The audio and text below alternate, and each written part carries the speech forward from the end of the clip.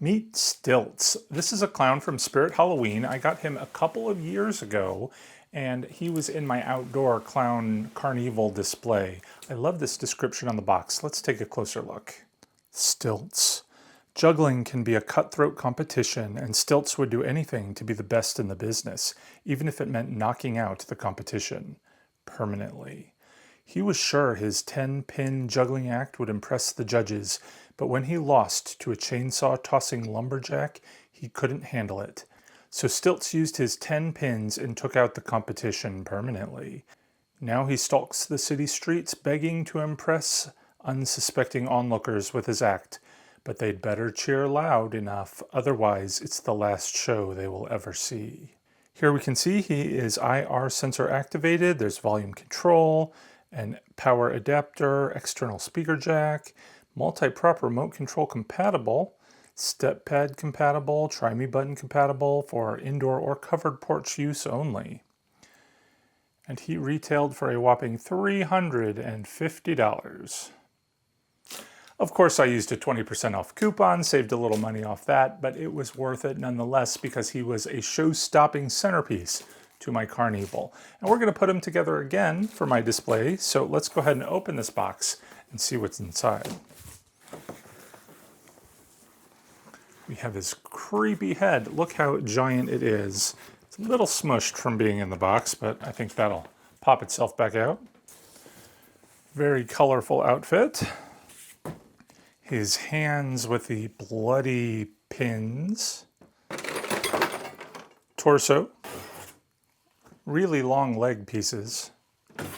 Metal body supports and a plastic chest piece. A little bit more costuming and these giant shoes. Our instruction booklet, full color, which is nice. A power cord that seems to be, I don't know, maybe 10 feet long. And last but not least, we have this really big base because he is a big prop and we need a big base to support it. Let's go ahead and put this down and get started. The metal support bars for his legs are going to attach with these locking push pins. And then the big blue clown shoes will slide right over. There's not a left or a right, they're exactly the same. And now we can attach the upper legs.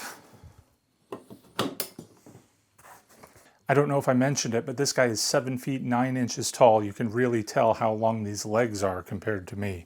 Let's go ahead and put his pants on next.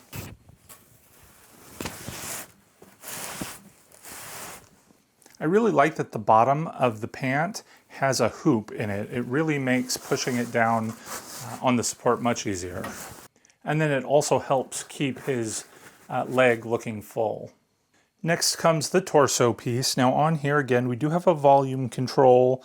There's an on-off switch where it's basically sensor off and step pad. There's a step pad connector, the power adapter, and a speaker adapter if you wanted.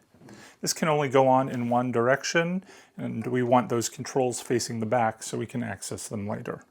Before we get too far, I'm going to go ahead and plug in the power adapter in the back, and then I'm going to run it down his back pant leg so that we don't see it hanging down. And of course I forgot to attach his hips, so I'm going to take this back off. The hip piece has a couple of prongs, and there's some slots here at the base. We just kind of have to fish this thing through in the right direction. Now once that's in place, we can put this back on. And we have somewhere for his pants to connect to. Here we have his shirt. Look how big this thing is. And unfortunately, it only has Velcro down about halfway. The rest of it is connected. So we have to slide this over the connected torso.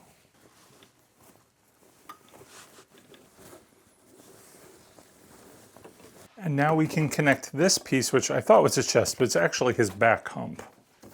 Let me turn it to the side there so you can see what's going on. This is going to help keep the fabric from interfering with the motor here. From the front, I can see this wire hanging out. It is from the IR sensor, which is somewhere in his chest region. I'm going to go ahead and plug it in while everything's exposed. This is going to be fun. Let's go ahead now and slide his arm mechanism up this long sleeve and connect it to the armature there.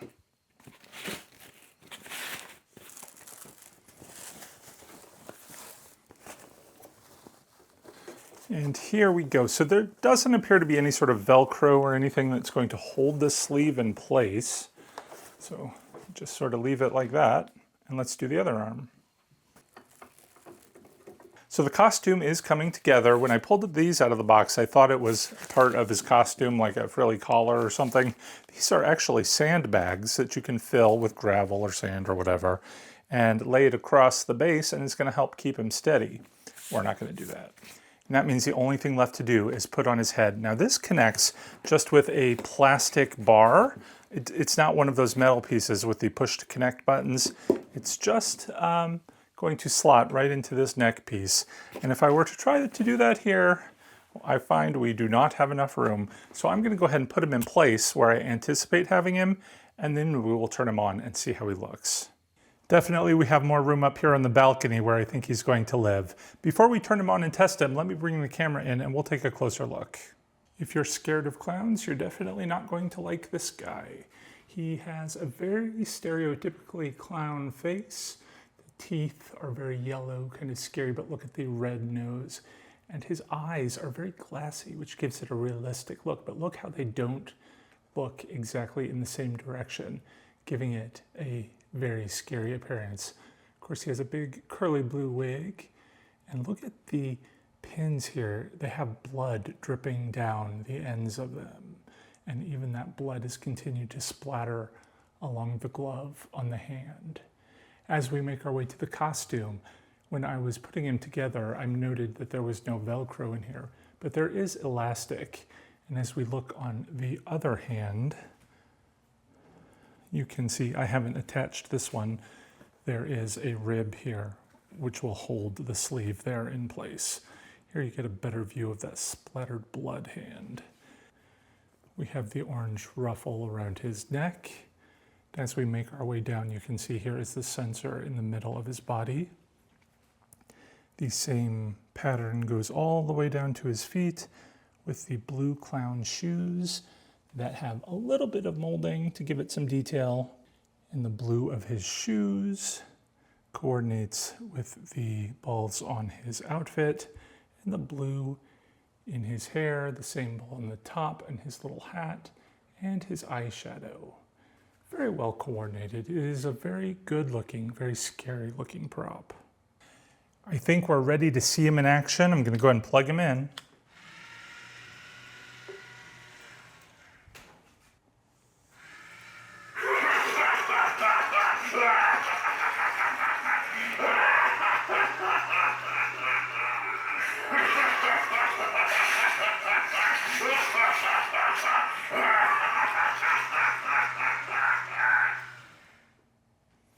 So clearly there is a particular direction you want to attach his head, and I have it on backwards so that when he is in his resting position, his head will be facing down. I'm going to go ahead and fix that. There we go. Let's try him one more time.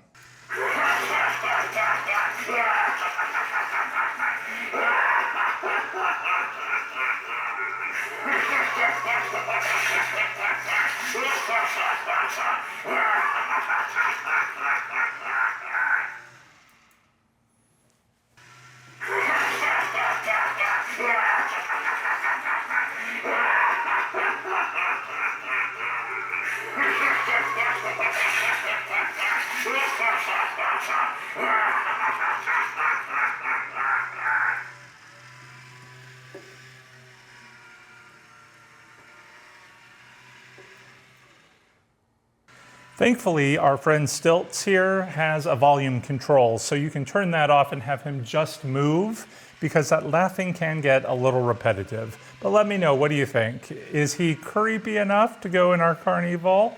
I think so.